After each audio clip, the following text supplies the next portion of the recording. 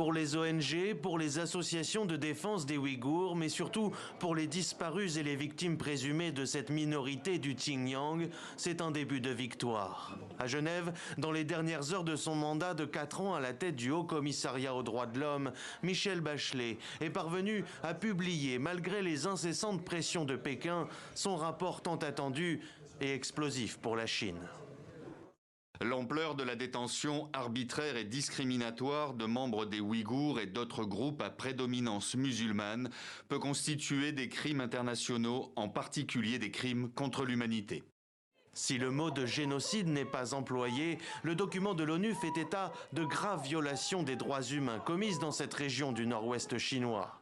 Il évoque aussi des preuves crédibles concernant les allégations de torture, de traitements médicaux forcés et de violences sexuelles. D'après plusieurs précédentes enquêtes d'ONG indépendantes, au moins 1 million de personnes seraient internées dans des camps au Xinjiang. La communauté ouïghour n'a pas besoin de voir ce rapport pour comprendre ce qu'il se passe. Ils l'ont compris à 100%. Ils l'ont compris depuis des années, parce que leurs familles ont été dans ces camps, leurs familles ou eux-mêmes se sont échappés de ces camps, ils savaient ce qu'il se passait. Et je pense que c'est très frustrant pour eux de voir ce rapport et de se dire « on savait que c'était des crimes contre l'humanité il y a 3 ou 4 ans déjà ». N'ayant pu empêcher sa publication, Pékin a d'ores et déjà répondu au rapport de l'ONU et dénonce un document basé sur la désinformation et des mensonges qui diffame et calomnie gratuitement la Chine en s'immisçant dans ses affaires intérieures.